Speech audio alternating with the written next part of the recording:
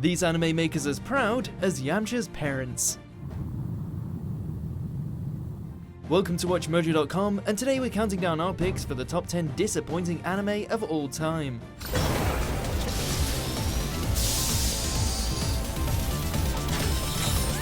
Before we begin, we publish new videos every day, so be sure to subscribe for more great content. For this list, we'll be looking at the shows that aren't necessarily bad, but they most certainly didn't live up to their full potential, and as a result, left a lot of fans feeling deflated. Number 10, The Lost Village. Okay, forget about that not being awful thing for this entry. In order to find a new haven away from modern society, a bunch of misfits all board a bus and then head out to the mysterious Nanaki village. Sounds like the premise for a decent psychological thriller, right? Well, that quickly falls apart as the show tries to balance out a weak plot with 30 different characters, the majority of which might as well be cardboard cutouts, in just 12 episodes. Throw in a lack of scares and you can easily label this one a fail. Number 9, Robotics Note. It was unbelievable. Do you think you could show me again? Not right now, thanks. We can't say enough good things about Steins Gate. It is one of, if not the perfect example of how to take a visual novel and adapt it into an intriguing, heartfelt and well-paced series. What with being a spiritual successor, this series had a lot to live up to. It then proceeded to stumble and eventually break apart at the seams. Well, too bad. Even if you look past the massive shadow that Steins Gate cast, the way this show is unable to tie its loose ends and fails to make robot fighting tournaments as awesome as they could be is a huge letdown. Okay, I guess. Number 8, Tokyo Ghoul Route A. While not exactly living up to the potential of its masterful manga counterpart, the original Tokyo Ghoul anime certainly managed to hit a lot of the right notes. An interesting world, elements of true horror, some truly uncomfortable moments, it made fans eager to see what came next. And what did come next? A series that decided to tell a story that made absolutely no sense. Why did Kaneki decide to join the people who tortured him? Why are all the major plot points glossed over? And why in God's name did you skip the final battle? Number 7, Kiznaiver.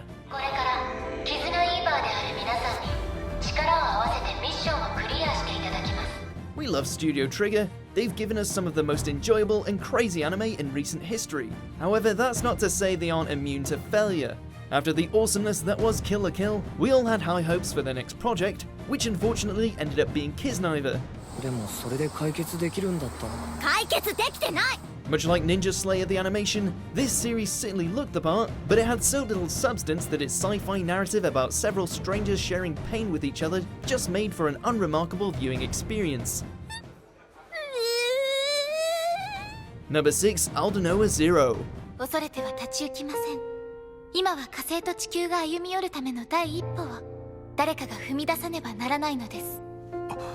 Intergalactic conflict, giant mecha, love triangles, are any of these things sounding familiar? In a genre as saturated as this one, unless you have the name Gundam in the title, you'd better have something up your sleeve in order to separate yourself from the rest of the crowd. So what does Aldnoah.Zero have? Well, with a premise put together by anime god Gen Urobuchi and a pretty stacked seiyuu cast, quite a lot. For the most part, Aldnoah.Zero was pretty damn good, but Season 2 totally copped out after the jaw-dropping Season 1 finale. We won't spoil it, but it killed any emotional investment we had. Number 5, Ace Attorney. We're not sure how you mess something like this up. People had been begging for an anime adaptation of this video game series for years. Well, when it finally happened, it failed to live up to the source material by condensing the iconic cases, and as a result, the whodunit aspect doesn't come across as engaging as it should.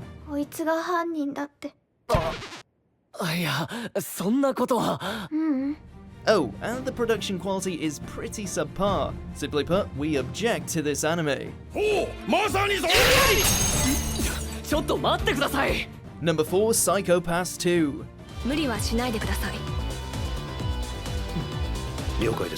We really should have seen this coming as soon as Kogami got on that boat. While we're all for Akane taking up the reins of the series and showing us just how far she's come, unfortunately for her, everything around her is pretty much a complete rehash, minus the intrigue and grit, of course. 私が正気を失ってこんな文字を書いたと。 Akane's new relationships pale in comparison to what she had with her previous team. The villain isn't really anything to sing home about after the previous clash with Makishima. It really does feel that they were recycling what made the first series great, and as a result, it just ends up being a cheap copy of itself. これでも匂いついちゃうのかな。 Number 3, Devil May Cry. Oh yeah, no olives, and be sure to make it large. Don't forget. He kills demons, he saves the world, and he eats pizza. That's Dante.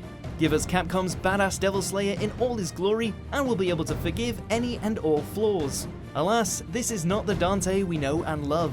Both he and this series are absurdly underwhelming. The battles have no bite to them, and it's seriously lacking the Son of Sparta's cheesy charms. Hey, are you even listening to me? What are you doing? With each episode dedicated to a different case, you would have thought that the anime would have packed each of them with exciting foes for Dante to slice into pieces. Spoiler alert, he doesn't, and you're better off playing the games. Number 2, Kabaneri of the Iron Fortress.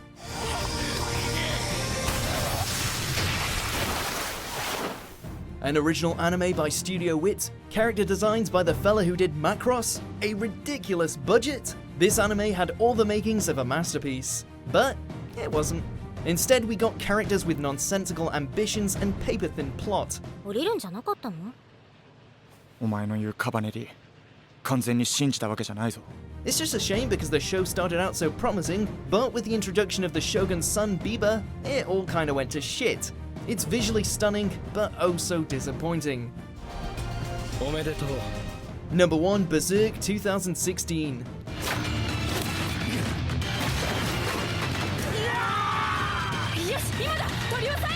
Why would you do this to Berserk? The 1997 series certainly had to cut some corners, but it managed to use it to its advantage, and as a result created one of the most haunting, violent, and beloved anime to date.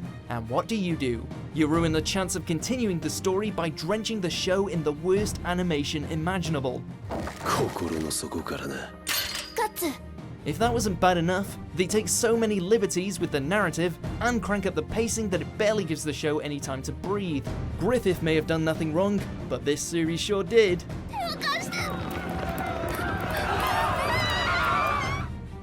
Do you agree with our picks? Check out these other great clips from WatchMojo and subscribe for new videos every day.